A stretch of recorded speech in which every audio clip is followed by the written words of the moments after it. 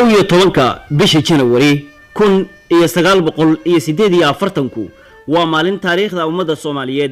ميلوين كجيرته سيدا أوجد ما أنت واين حسينه مالين تقيمها له waxaanu halkan idinku haynaa barnaamij gaar ah oo ku saabsan halgan ka dheer oo ummadda Soomaaliyeed ay soo gashay oo gobonnimadeeda ay u soo martay gaar ahaanna dagaalkii dhacay maalintii bishii January 1948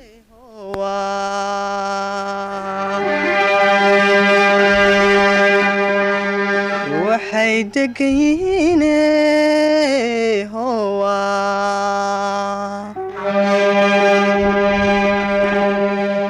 dalka Afrika dacalkiisa bari 29 sannadood kadib waxaan misna xuseynaa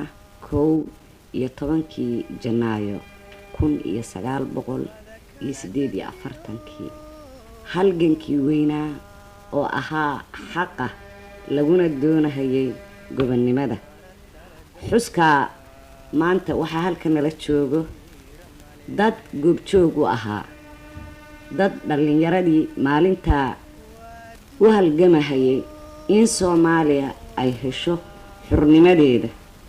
in Soomaali weyn ay isku biirto u halgamahayay wax kastana u huray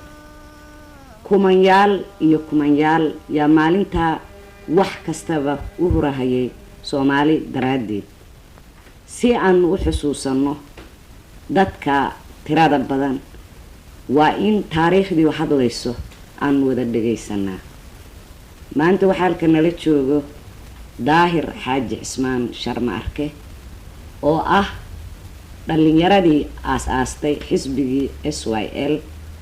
xisbiga oo ahaa xisbigii lagu soo wada hiran hayay halgankana ugu jiray gobonnimo doonka Soomaaliyeed kana mid ahaa guddiga dhexe oo SYL waxa kaloo nala joogo Maxamed Cali Xaaji oo taariikhda Soomaaliyeed meel wanaagsan kaga qoran oo ahaa nimankii dhalinyaradii horseedkii lagu xiray laguna dhibay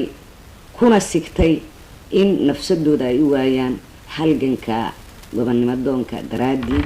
maalintaana wax ka joogay goobjoog ka ahaa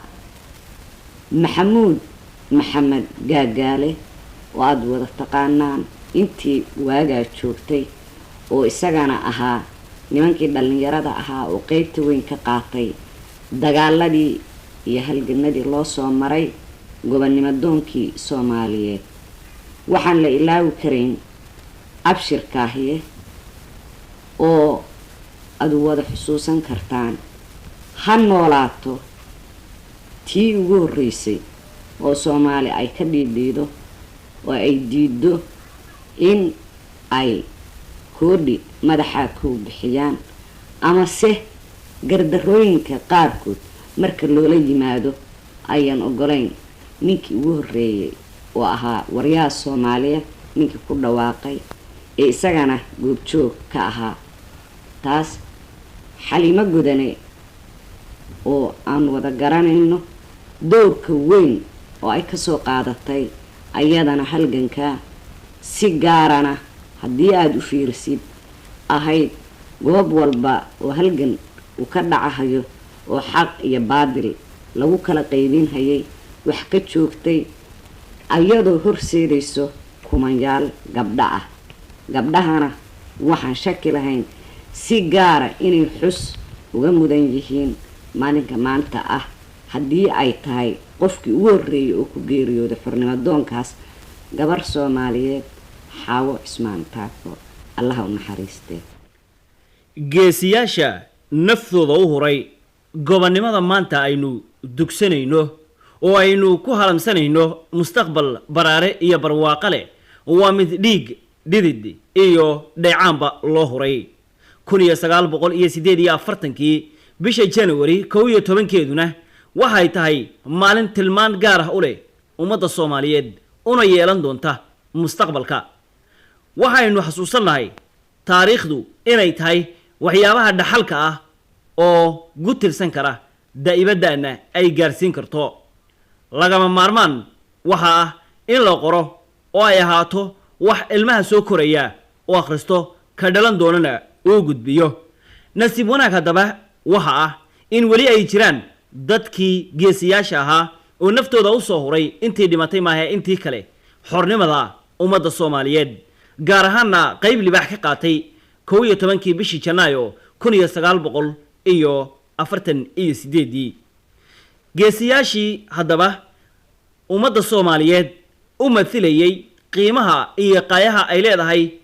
uhuridda nafta loo hurayo waddanka maantana dugsanaya calankii ay iyagu keeneen ayaanu jecelahay baleenan munaasibadan waraysigii aanu la yeelanay idin soo gudbino annaga oo midba midka kale wixii uu xusuusan yahay iyo sidii dagaalkii 11kii bishii January u dhacay uu nooga warramayo balaan u soo horreysiino ugu horreystii waxaanu jecelahay inaanu su'aasheeda u gudbino Jaalle Daahir Xaaji Dhagaweyne oo aanu jecelahay bal inuu su'aashatan isagu wax nooga taataabto Jaalle Daahir bal waxaad nooga warantaa maadaama aad goobjoog u ahayd halgankii dheeraa oo loo soo maray xornimada ummadda Soomaaliyeed horeysa iyo dambayso asbaabihii dhaliyay sanadkii 1948kii bishii January 11keedii inay waddanka yimaadaan dad ka socda afartii waddan oo markaa ugu quwad weynaa adduunka oo loo yiqiinay four powers Jaalle Daahir sida la ogsoon yahay maanta oo 11kii Janaayo waa maalin taariikhda meel wacan uga jirta sababtuna waxay tahay maalintaasu waa maalintii Soomaali weyntu iyadoo xisbiga leh SYL oo u horseeday halganka gobonimada Soomaalida oo horkacayana xorriyad buuxda maalintii ay adduunka tuseen inay dhab ka tahay xorriyadu oo ayna sheeko iyo cayaar ayna ahayn ay tuseen inay dhiig ku daadiyaan oo sidaas darteed adduunka ay ogeysiiyaan inay yihiin dad u bisil inay xorriyada qaataan su'aashii aad su'aasheen oo ahay sababta keentay yaan ku soo noqonayaa waxa weeye sababta keentay hadda ka hor SYL xisbiga la yiraahdo wuxuu bilaabay oo abaabulay maxaa la yiraahdaa gobonimo doon gobonimo doon uu ku raadinayo waddanka inuu xorriyo siiyo taasoo saad ogtihiin ama Soomaalidu ogtahay hadafkaasu uusan ku ekayn Soomaaliya kaliya adduunka meel la arka u gaaray waqtigaas oo ahayd waqtigii dagaalka laga soo laabtay dagaalkii weynaa ee adduunka ka dhacay laga soo laabtay ayaa akhbaaraadkii badnaa oo aan diri jirnay oo aan u sheegi jirnay dadka madaxda u markaas ummadda madoobeed oo markaas la asaasay United Nations oo markaas la asaasay dadkii madaxda u ahaa ee ahaa shanta dawladood ee la oran jiray shantii dawladood oo waaweynaa oo ka mid yihiin Ruusiya oo ka mid yahay Ingiriiska oo ka mid yihiin Ameerikaanka oo ka mid yihiin Faransiiska ayaan taararkayagii iyo qayladeedii gaarsiinay in aan doonayno inaan xorriye helno sidaas darteed ayay fadhi yeesheen fadhigaasna looga doodahayay wadamadii la isticmaalsan jiray oo ay isticmaalsan jireen dawlooyinkii xarbadii looga adkaaday doodaas waxaa ka mid ahaa Soomaaliya xorriye ma qaadan kartaa mise ma qaadan karto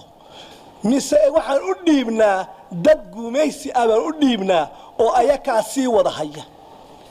marka khabaarkaasu na soo gaaray ayaan waxaan siinay siin aan u dirnay madaxda xisbigu siin u diray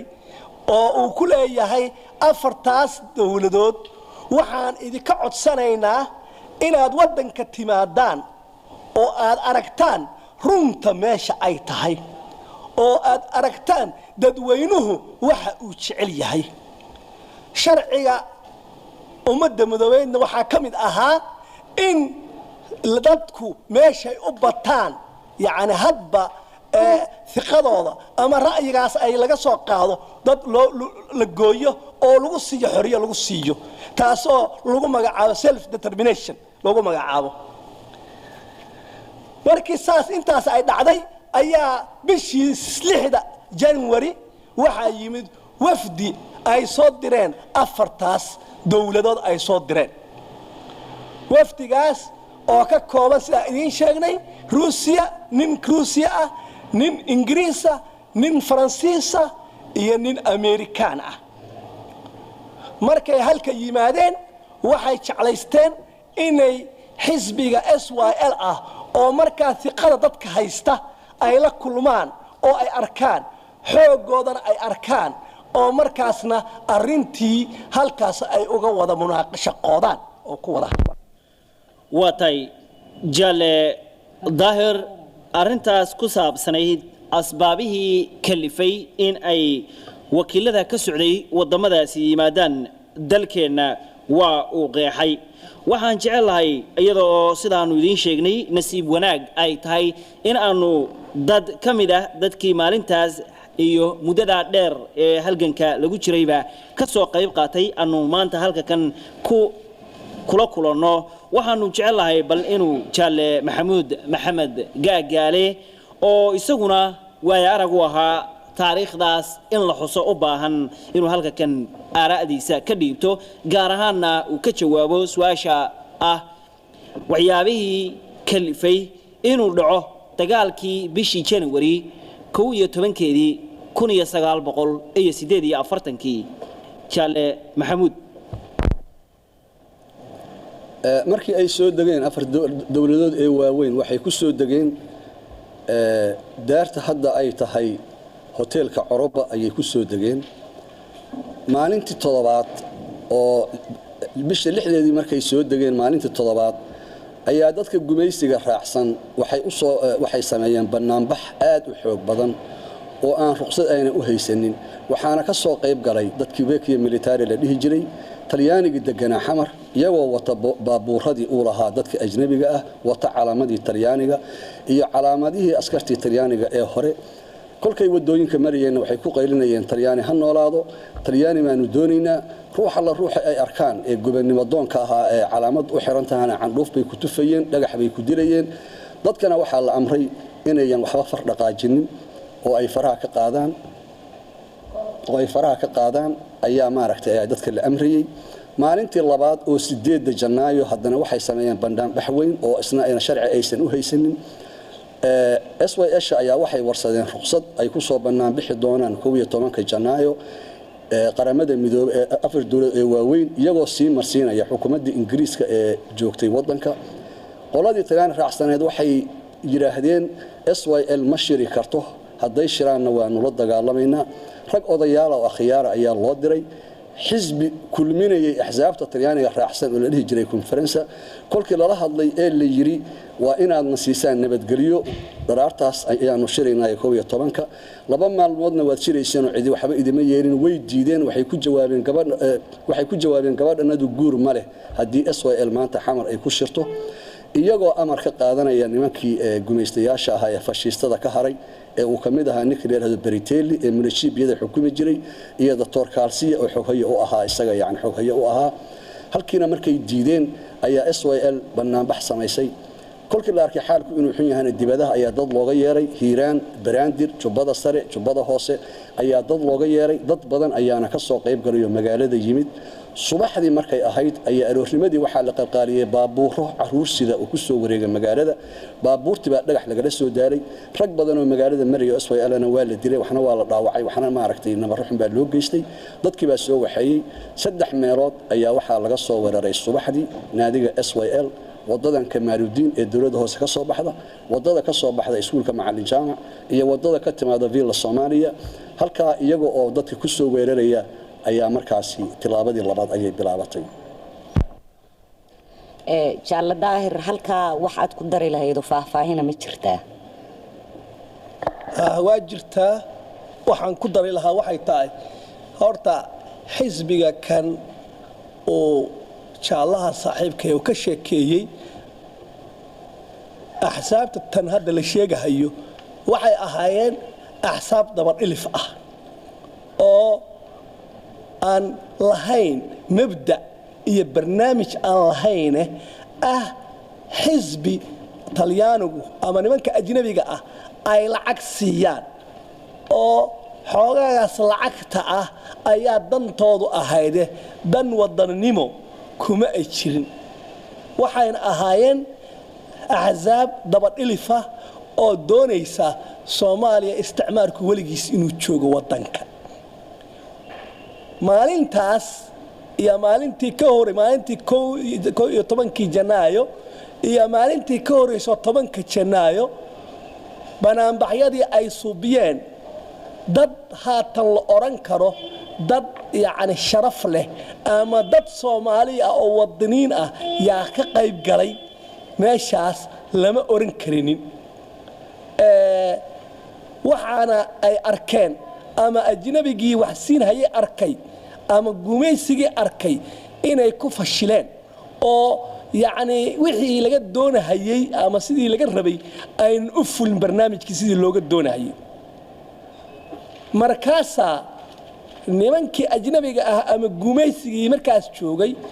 waxay fareen maadaama afartii dawlad hortoodii ay ku ceeboobeen dabadhilifkii oo dad wadaniina oo wanaagsan ay waayeen in barnaamijka ama haddii kaleeto banaanbaxa SYI ay dhigayso maalintaas axadda ahayd oo 11 Janaayo inay ka hortagaan oo ayna soo banaan bixine dagaal meeshii ku qaadaan si aan loo arkinin xoogga SYL iyo dadweynaha doonaya xorriyada doonaya dhulkiinu dhaarta dhiigiina dhowra agoonkii Soomaaliya ilaahay ha nooleeyo dhulkiinu dhaarta dhiigiina dhowra agoonkii Soomaaliya ilaahay ha nooleeyo xidida dhaqaaqay dhawaqa dhawaafay Soomaaliyey Soomaali ha ka nabado dhulkiinu dhaarta dhiigiina dhowra agoonkii Soomaaliya ilaahay ha nooleeyo isinka Soomaaliya ahdiga islaamka urka ka ooyow adkaysano imaaw dhulkiinu dhaarta dhiigiina dhowra agoonkii Soomaaliya ilaahay ha nooleeyo inaan waqaalow naan ku waacadownay waacidaan walaaleed waxdi iyo waano wacdii wanaagsanaa dhulkiinu dhaarta dhiigiina dhowra agoonkii Soomaaliya ilaahay ha nooleeyo sida la ogsoon yahay daahir in waxaa jiray guddi waan samaynayay oo rabay si aan dhiig Soomaaliyeed uusan u bixin eena loo muujiyo ummadda Soomaaliyeed danta ama hadafka ay leedahay waa tii la diray waxaan ogsoonahay guddigii in uu ku fashalay waantii haddaba adigu waxaad ka mid ahayd raggii ku jiray Comitato Centrale ama guddiga dhexe oo xisbiga SYL maxay ahayd qaraarkii ama go'aankii aad gaarteen markaa waxaa jiray in hameenkii bisha 10 ay ahayd Janaayo aan fadhi qaadanay xisbiga SYL Central Committee-geeda fadhigaas inaan ku soo qaadnay in gumaysigu soo dirahayo dad dabadhilif ah oo fidmad ka suubiya dhaqdhaqaaqa gobonimo doonka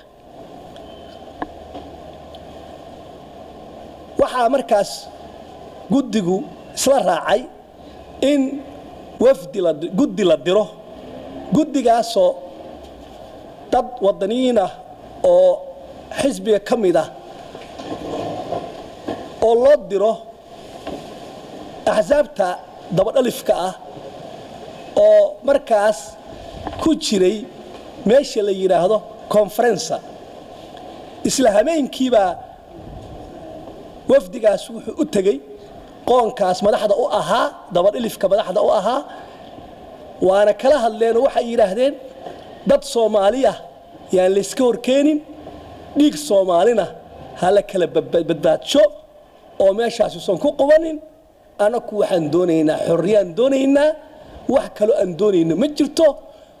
si kastay noqotana iyo waqti kastay nagu qaadatana xorriyadaas waan raadinaynaa oo waxaan weeyii dad waxaan xisbi u halgamaya gobonimo doon baana waa ka soo diideen oo waxay yiraahdeen ma ay naga suuroobi karto maxaa jirta amarka waxaan ka qaadanaynaa anaka dad gumaysi ah oo lacagna siyaan ka qaadanaynaa ayaa kaana faray arintaas guddigii ama wafdigii markuu kula soo noqday central committee kula soo noqday oo u sheegay in ay ka diideen ayaa go'aan la gaaray go'aankaasoo ah berri subaxda Janaayo 11 haddii dad Soomaaliya la haddado oo SYL ah ama la soo haddado banaanbaxa la soo haddado in min Soomaaliya la taaban oo far la saarin walaakiin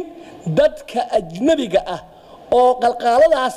wax ku leh inaan ninka harin oo laga xaaqo magaalada laga xaaqo mahadsanid Jale Daahir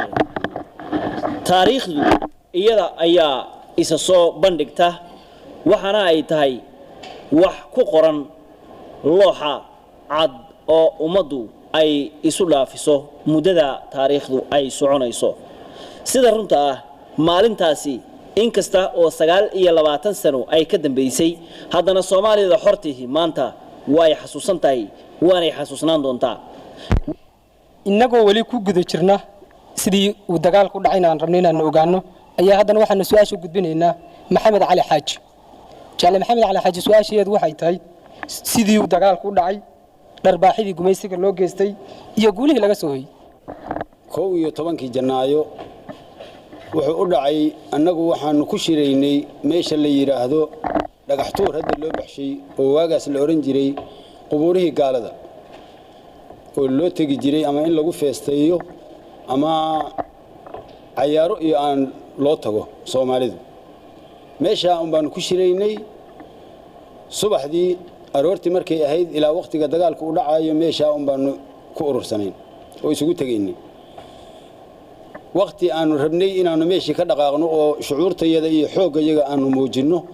oo aanu jidka marro qaylo baan noo soo yeedhay waxa la yiri dirisoonkii leegada yaa la soo weeraray halka baanu ka yaacnay dagaalkii waxaanu ku balownay markii ugu horeysay nin gaala oo Taliyaan laba nin oo gaala oo Taliyaan iyo naag baabuur wata oo raba inay cararaan oo meesha inay ka gudbaan aanu maraynay ayaanu ka helay baabuurkiina meeshii baanu ka ridnay labadii ninna meeshii baanu ku dilay iyo naagtii waa soo yaacnay dirisoonka markaanu soo gaaray fallaar iyo dhagax iyo warmo iyo wax baa dirisoonkii lagu hayay dagaalkii meeshii haddii aanu ka balownay oo aanu dagaalkii gallay leegadii waxay ku qaylinaysay dhammaantood wax Soomaaliya oo la taabto ama dhiig laga keenayay jirin caddaanka in la laayaa meesha baanu guryahoodii gaaladii ka balownay intii haddii maalintii dhimatay waa la xasuusan yahay 52 gaal markii la dilay magaaladiina aanu ka safaynay qolooyinkii dabadhilifka ahaa oo Talyaanigu u watay oo lacagta siiyay iyagoo wax sharaf ay leeyihiin aanay jirin ayay wadooyinka kala yaaceen dagaalkii sidaa hadduu u dhacay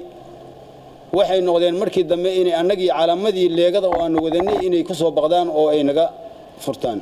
oo yiraahdaan waanu ku nabadgelyaanu ka dalbaynaayo aanu idinka rabnaa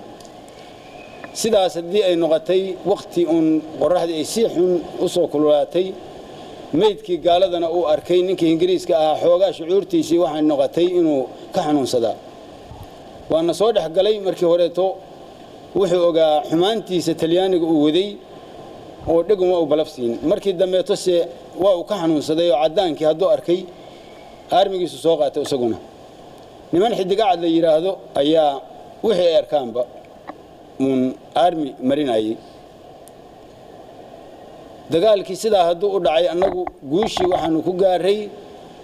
wax wanaagsan baanu ka gaaray guul wanaagsan baanu ka soo hoynay habeenkii haddii aanu isugu nimi dirisoonkii wixii shalay nala dirirayay oo dagaalka nagu suubinayay waxay noqdeen inay magan u soo galaan dirisoonkii 1800 iyo ma qaanaya habeenkii kaliya qoratay oo la kala qori waayay sidaa daraaddeed annagu guushii aanu ka soo hoynay waagaas magacii maantaas muuqday oo leegadu muujisay waa midaan ilaahay mahadiisa maantay aynu ka soo gaaray waxaan ogsoonnahay in gaaladii markaa joogtay oo durbaanka u tumaysay Soomaalida kooxda yar ee markaa ku adeeganaysay in isla markaa ayaga laftoodii tabaabusho ay samaysteen oo ay haysteen hub waxaan jecelahay maxamuud inaanu ogaano haddii gaaladii ay hub haysatay oo hub ay idinkula isticmaaleen Soomaalida markaa wax huba ma haysteen oo ay ga hortagaan waa mahadsantahay Jaalle Faadimo sida runta Talyaanigu aad buu hub u haystay kulkii dagaalku dhacana guryahay ka soo ridayeen dadkii Soomaalidahana aad bay maaragtay hubka ugu waabiyeen waxaase yaab lahayd oo taariikhdu marna aysan hilmaami kareynin qoladii lagu magacaabay Jadaan Mariga oo markaa shirka iyagoo fasax leh maalintaas shirka ka soo qayb galay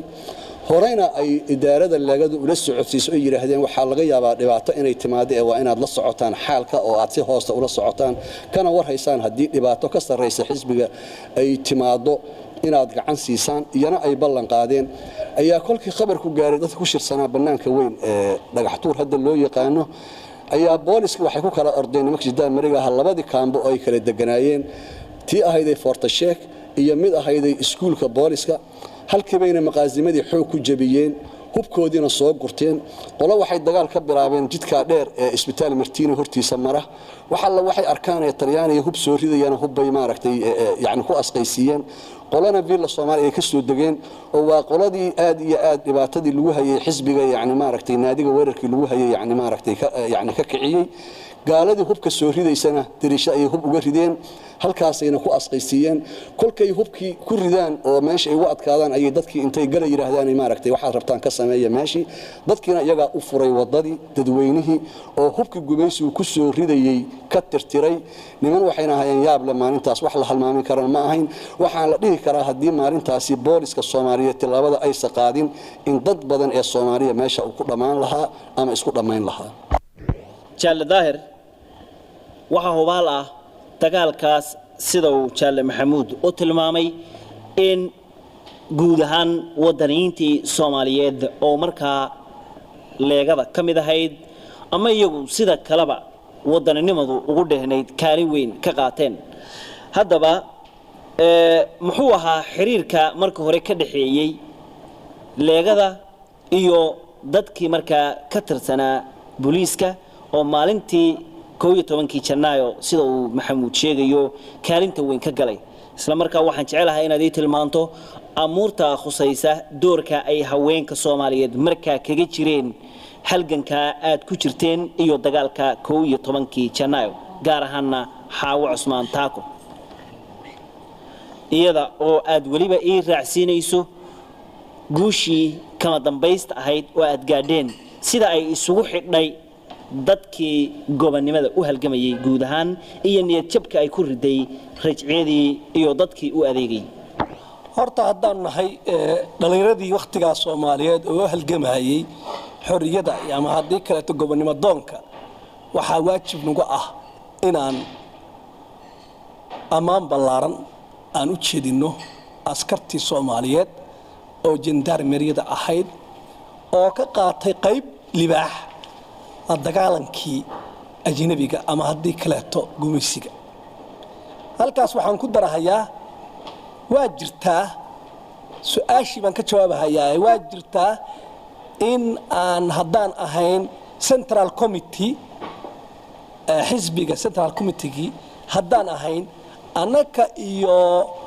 qoonka markaa soomaalida askarta ahaa inaan xiriir lahayn xiriirkaasoo ahaa in soomaalida askarta ahayd oo wakhtigaas joogtay ay ahaayeen dad u bisil siyaasadda xorriyadda lagu doonahayo ee wax khasbiyey ayna jirine ayaku ay yimaadeen ayakoo isla socda ama 5 ama 10 ragga madaxdooda ah ay noogu yimaadeen xisbiga oona yiraahdeen waxaan doonaynaa xisbigan wadaniyada inaan qoranno dhaariyana inaan mudiic u nahay oo berri haddii dhibaato timaado aan dhibaatadaas anaku xisbiga ka horjoogsano sidaasaa lagu dhaariyey sidaas xisbiga ku qorteen sidaasaa sir ahaan lagu yiri idinku haatan meelihiina ka shaqeeya oo tabarucaas lacagta aad dhiibtaan maahine wax kale oo noogu timaadaan yeena jirin walaakiin maalintii la idiin baahdo oo dagaal xorriye lagu xareynayo wadanka yaanaka idiin soo sheegayna bilxaqiiqa intii waxa dhacday janaayo ka hor waqaacooyin badan baa dhacay saad ogtihiin waxa dhacday tii Soomaaliya noolaata ahayd oo la ogyahay waxa dhacday tii maxaa la yiraahdaa dadka ajnabiga dukaamadaha leh looga furanayay waxa dhacday tii baasaska iyo maxaa la yiraahdaa baararka lagu furahayay waxyaalo badan oo waqaacooyin dhacay laakiin looma baahan intaas oo dhan waqtiga loo baahday waxay noqotay janaayo markay ahayd oo ay noqotay in markaan dagaalku dhexmaro gumaysi iyo dad wadaniyiin dhexmaro markaas oo maxaafooda la saaro qayb li waxbay ka qaateen dagaalkiiba wax ka galeen si saaxiibaday sheegayna dad badan oo cadaan bay dileen maxaa la yiraahdaa garabna siiyeen wadaniyiintii taas waxa weeye midii ahayd xagga jandarmariyada xagga haweenka Soomaaliyeed waxaan u maleynayaa nin kasta oo waqtigaas joogay oo dhalinyaro ah oo halgan ku jiray inay waajib ku yahay in haweenka Soomaaliyeed oo abaal yaani maartay inay maxaa la abaal mudan yihiin in maxaa la yiraahdaa waajib ay tahay in la xasuusto qaybtii libax ay ka qaateen xorriyada Soomaalida waxaana jira oo halkan ka cadeynaya in haweenka Soomaali iska dhaaf tabaruci ay bixin jireen oo waliba hadii la fiiriyo ragga iyo haweenku u badnaayeen ama dhisida xisbiga la dhisahayay ha noqoto ama siyaalo badan oo dhaqdhaqaaqi maxaa la yiraahdaa hor socdeen has noqotay in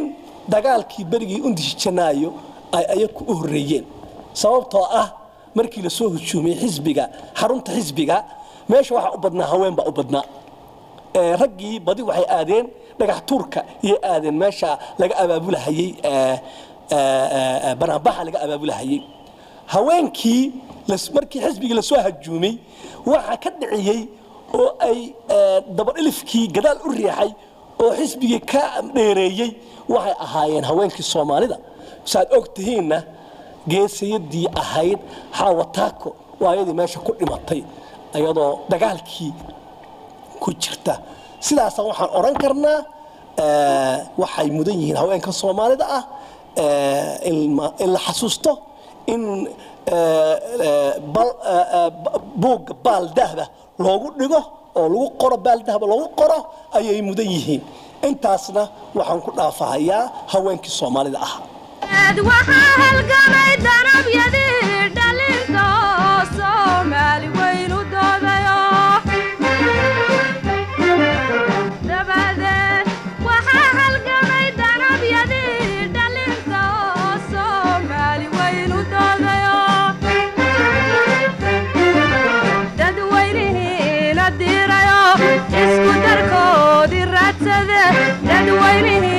laga dirayo isku darkoodii raadsade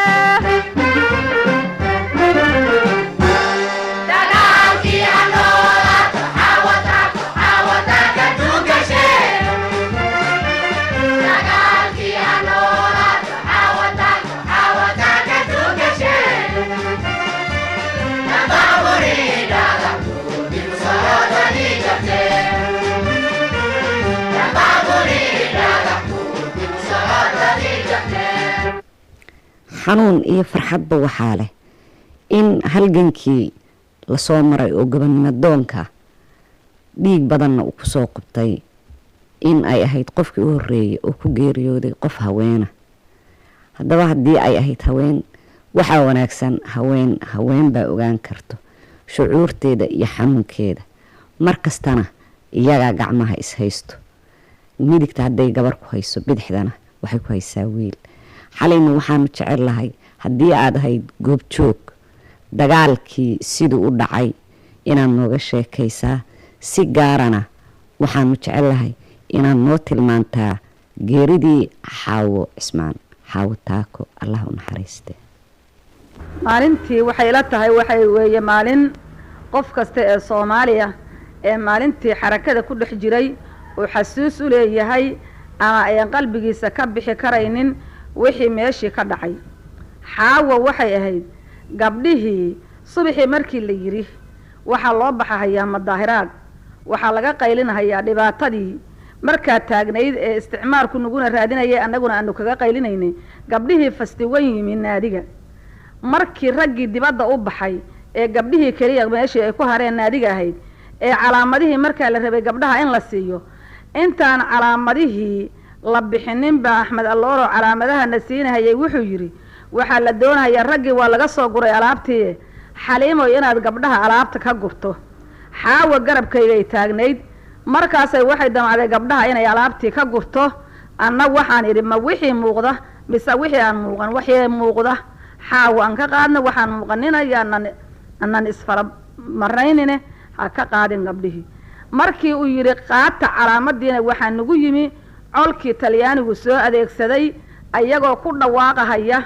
tooda siiba teena saara. albaabkii shishe ay naga soo galeen waa la xiray albaabkii kalena waa la xiray. marka waxaa nala joogay rag sodona oo horseeda ragga xoogiisina wuxuu jiray dhagax tuur waxa la rabay meesha in laga soo ambabaxo. markii ay nagu yimaadeen albaabkii la xiray albaabkii kale baan marka ku yaacnay. waxay ahayn labadii qof oo horreeyay aniga xaawo iridii markii aan damcay inaan furo waxa igu dhuftay ul niman horseedka oo yiri dib u noqo mindaan ula baxay. markaas Maxamed Qurmoone wuxuu yiri oo Maxamed Cabdulle loo yaqaan laakiin Qurmoone ku magac dheer waryayan in layna hal dilay iska sii daaya. gabdhihii markaas ay oo dajabsheen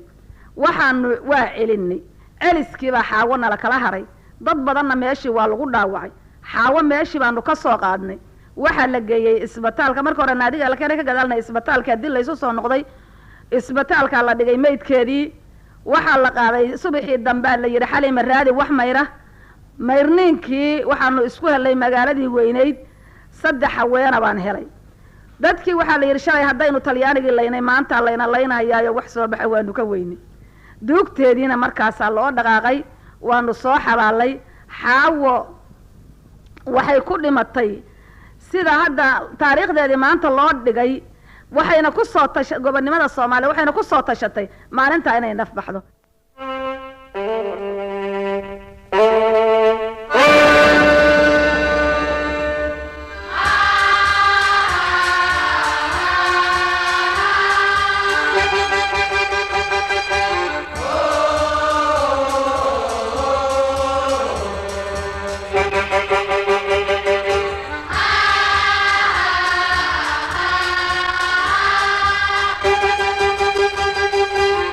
Oh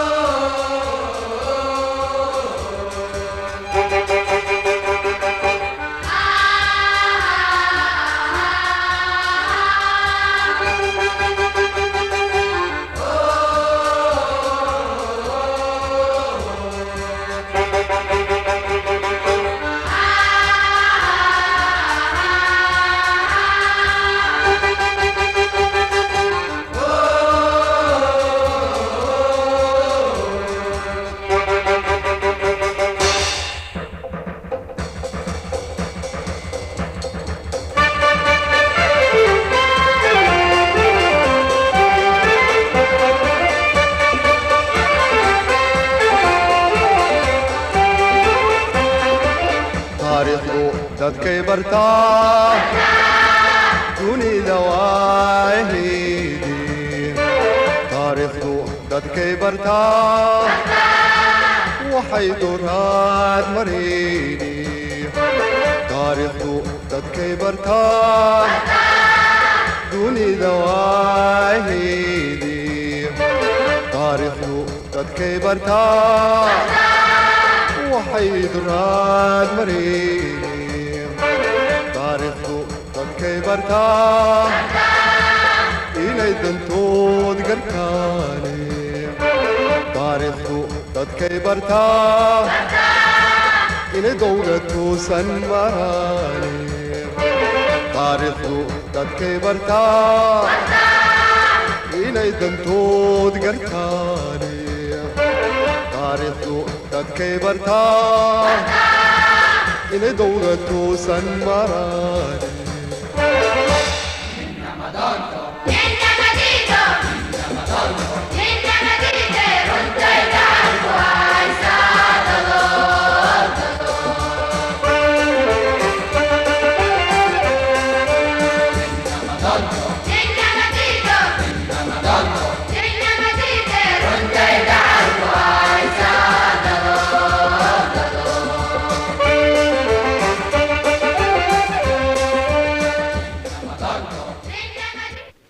waxaa kale oo ka mid ahaa dadka nasiib wanaag aanu su-aalaha la xiriira 11 janaayo weydiinay jaalle abshir kaahiye oo guul weyn raggii ka soo hooyey ka mid ahaa maalinta iyada ah waxaanu jecelahay jaalle abshir taariikhdaas u baahan xusuusta iyo dabahaynta in albal nooga waranto guud ahaan waxyaabaha keenay dagaalkii dhacay bishii January 11keedii sanadkii 1948 jaalle dhaqdhaqaaqii ka dhasocday Soomaaliya dhexdeeda oo ahaa gobonimo doonka oo ay waday Somali Youth League ay waday SYL oo doonaya inuu Soomaaliya gaarsiiyo xornimo ayaa dhaliyay uu ahaa gaar ahaan dagaalka dhacay maalinta waxyaabaha sababta u ahaa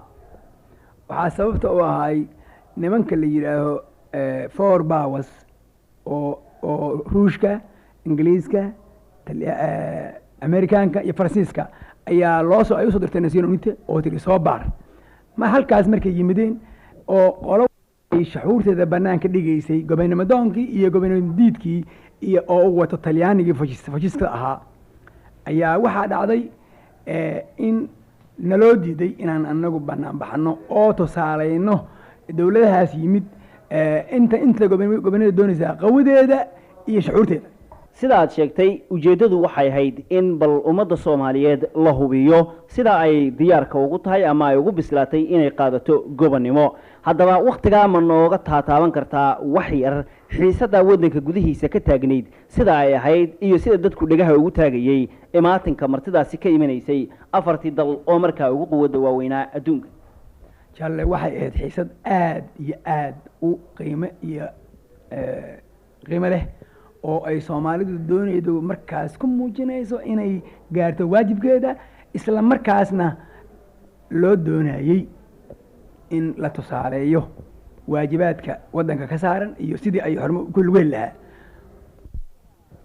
jaalle abshir waxaa jirtay in ujeedada weyn oo ummadda Soomaaliyeed oo markaa ka tirsanayd xisbigii SYL oo ay isugu tageen dadkii xilkaska ahaa oo Soomaaliyeed ay ka soo horjeedeen dad ayaga markaasi lagu adeeganayay ama gumaystayaashu ay ka dambeeyeen arinta iyada ah wax yar ma nooga tataaban kartaa jaalle waxaan kaaga taban karaa dhowr iyo 10 xisbi oo ka soo horjeeday SYL iyo Talyaanigii oo gadaal fajista ahaa oo gadaal ka dambeeyay oo wax alla waxay lacag iyo hub iyo tala u baahdaan ba iyaga siinayay oo doonayay inuu ku soo noqdo Talyaaniga fajisaha dalka Soomaaliya oo uu sidiisa hor u gumaysto iyo Soomaalida oo diidaysay jaalle abshir waxaynu ka warqabnaa waqtiga isaga ah in ay guud ahaan dawladda Ingiriisku u talin jirtay wadanka haddaba sidee ay ahayd sida ay ugu suurto gelaysay talyaanigu inuu haddana farangelin noocaasa sameeyo? waxaa jirtay inuu ka ballan qaaday soomaalida inuu xornimo gaarsiiyo ingiliisku oo uu talyaanigana uu yidhi hadday idin ogol yihiin inta laysku qabtay oo ingiliisku rabay inuu isagu hayo talyaaniguna uu rabay isagu kusoo noqdo oo hayo ballan baa jirtay oo Nazione Unite laleeyahay qoladii ay rabaan ha lagu daro ha loo dhiibo. annagu marka qolana waa diidnay, waxaan dooranay inaan ku hoos naalano afarta dowladda waaweyn hoostooda ay xornimo gaarsiiyaan. Jaalle Abshir, waxaan ka warqabnaa in raggii Soomaaliyeed oo ka tirsanaa ciidamadii marka wadanka dawladihii gumaysan jiray ka tirsanaa in ay qayb ka qaateen halgankii gobonnimo doonka ahaa, gaar ahaan 11 Janaayo 1948. haddaba mooyana muurtaasi dhibaato xoog leh idinku ahayn, sideese idinku suurto gelisay? jaalle, ninkii xornimada dalkiisa u jeeda xornimo kale iyo wax kale uma arko, uma jeedo. waxaa noo muuqatay inaan gaadhsiino dalkanaga xornimo iyadoo nala ku xiray, garada nala ka gooyey, nala ku dilay, waxaasna ku sameeyey, misna noo muuqanay. waxaa noo muuqatay inaan heerka maanta aan joogno inaan soo gaarno. Jaalle Abshir, waxaanu jecelahay bal inaad dadweynaha Soomaaliyeed oo xorta ah iyo inta inaga dhagaysanaysa hawadaba maalintan qiimaha leh aad wax yar uga taataabato sidii dagaalku u dhacay iyo habkii uu ku bilaabmay. wuxuu ku bilaabmay 3 maalmood dadkii gobonnimo diidka ahaa oo talyaanigii uu watay iyo asagiiba ayaa loo ogolaaday inay ay jeedka maraan oo ay bannaan baxaan. maalintii axaddana oo 11 Janaayana annagana loo ogolaaday. markiina loo ogolaaday, markii aan bannaan bixi lahayn oo isku diyaarinay, dagaal bay noola yimideen talyaanigii iyo dadkiisii, isagoo talyaanigu ka dambeeyo dadkii Soomaaliga ahaay oo gobonnimada ka soo horjeedana ay armigooda wataan. Jaalle Abshir, waxaan ka warqabnaa in markii ay yimaadeen martidii Soomaaliya in ay bal eegaan ujeedada ah Soomaaliya inay xornimo diyaar u tahay iyo in kale. muddadaas ayada ah xisbigii leegada ahaa iyo guud ahaan dadweynaha Soomaaliyeed oo jeclaa gobonnimadu waxa ay qaadanayeen shirar isdaba joog ah oo lagaga wada hadlayay sidii loo gaari lahaa himilada kaliya oo ah in wadanku muujiyo in uu xornimo doon yahay. haddaba shirarkii aad qaadanayseen oo ka horeeyay dagaalka iyaga maxaad ka xasuusantahay? jaalle, waxay ahayd marka u horeysa waxaa golihii xisbigu ku gaaray SYL in la ilaaliyo inaan Soomaaliya isku la'an, in aan maslaxadoon u aadno, inaan la dirin ee qolo walba ay shucuurtooda banaanka dhigaano iyagoo aan dagaal ka dhex dhicin ay muujiyaan oo ay banaanbax sameeyaan. Jaalle Abshir, waxaa jirtay in guddi ama goortii loo diray dadka gobonnimada diidanaa oo ka soo horjeeday in la muujiyo in Soomaaliya ay xornimo doonayso. haddaba goortidii loo diray oo hawsha iyada ah u aaday waa yaa ka mid ahaa, ayaase maanta ka jooga? jaalle, waxaa ka jooga aniga horta waa ku jiray, nin la yidhaaho Mashingan oo hadda jooga waa ku jiray, nin la yidhaaho Maxamed Cali Xaaji waa ku jiray, nin la yidhaaho Xaashiire oo dhintay waa ku jiray, nin la yidhaaho Aadan Cabdi oo isbitoore booliiska ahaa oo dhintay oo xarada dishay waa ku jiray. adigu rag caynkaasaan ka xusana. Jaalle Abshir, waxaa jirtay in guddigii dhexe oo SYL markii aad ka soo noqoteen waandoonkii uu habeennimadii bishu 10 ahayd shir galay. haddaba shirkiinnii weynaa oo nooca ahaa, go'aamadii ka soo baxay iyo wixii dadku ku tashanayeen in subaxnimada axadda ay dhacaan maxaa ka mid ahaa? go'aamadaas waxay ahaayeen in hadday naga diideen nimankii Soomaaliyeed oo gobonnimo diidka ahaa ay diideen heshiiskii in la isnabad gelsho, waxaa go'aan lagu gaaray in ay Soomaaliya ay isdilin ee talyaaniga dabada ku wada la dilo. 11 Janaayo maalintuna ay axad ahayd 1948 dagaalkii qaraaraa oo dhacay oo dhex maray gumaystayaashii kuwii xornimo diidka ahaa iyo xooggii dadweynaha iyo geesiyaashii SYL oo isu duuban uu ahaa mid u dhacay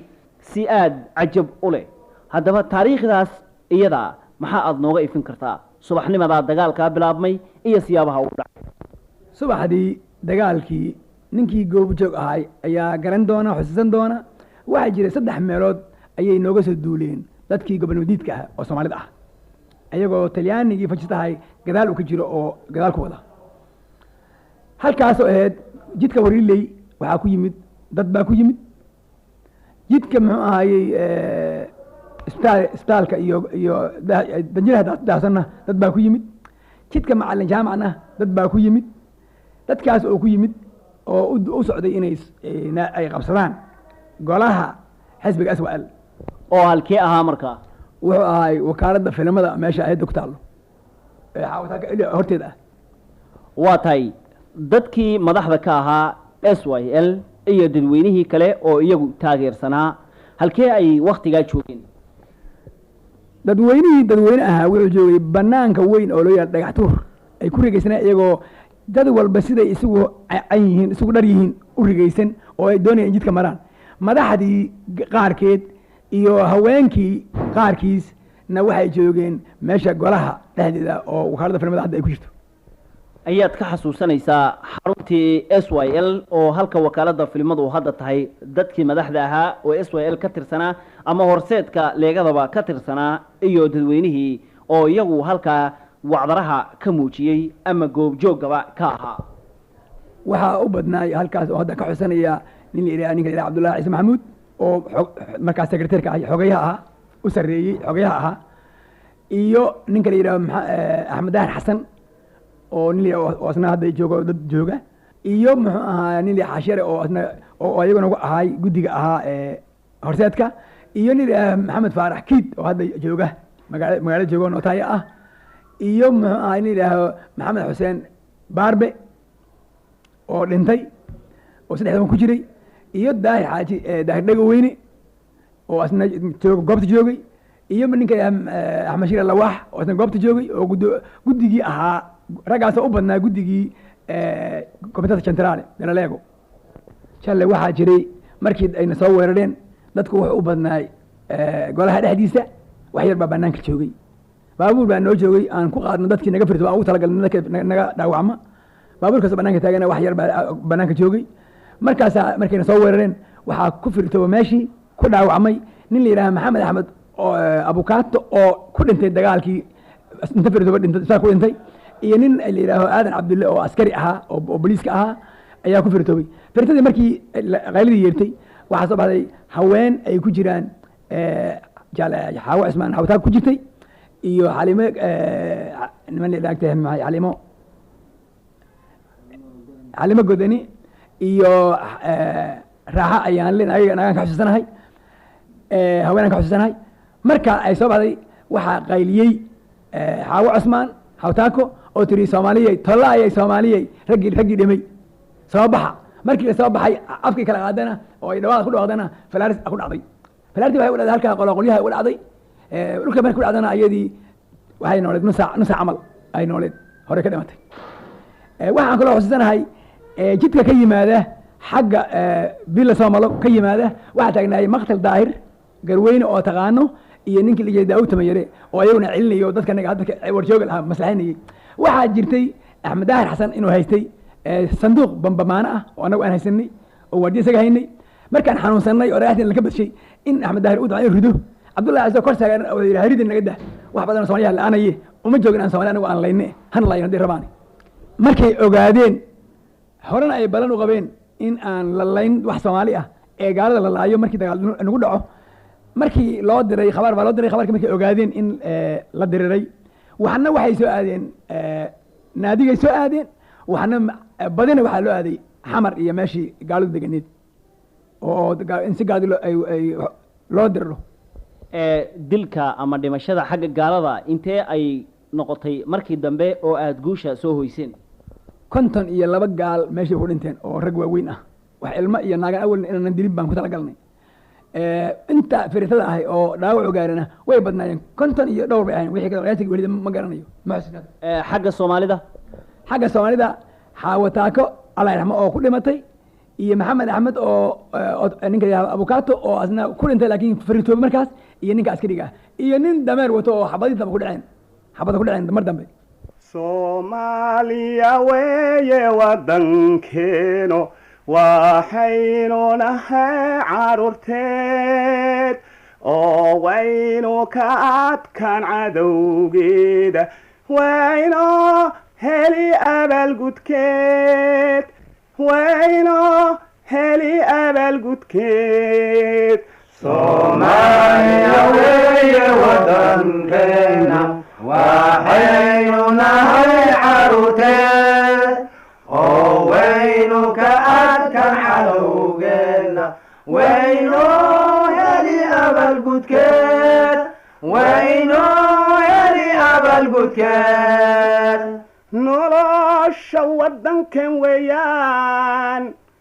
inaan yeelno wanaageeda talaada inaan qaadano aynu meel wada marno Soomaaliya weeye waddankeena waxaynu nahay carruurteed waxay ahayd xusuustii garta iyo gardarrada waxay ahayd xornimada maanta joogtaa tii lagu soo dhaliyey 11 Janaayo 1948 dadkii ka qayb galay maalintaas waxay mudan yihiin guud ahaan in kulligood mahad aan u celinaa gaar ahaanna qoladii taariikhdii oo hadlayso noo soo jeedisay yaanu ku mahadinaynaa barnaamijkeerna wadajir waxaa idinkugu soo diyaariyay Axmed Yaasiin iyo Faadmo Faarax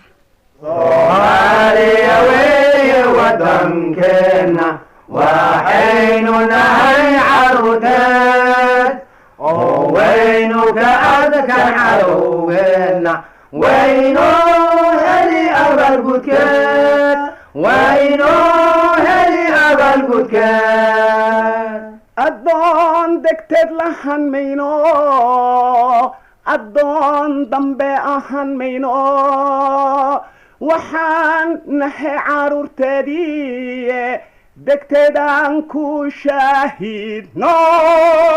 Soomaaliya weeye waddankeena waxaynu nahay carruurteed oo waynu ka adkaan cadowgeena wayno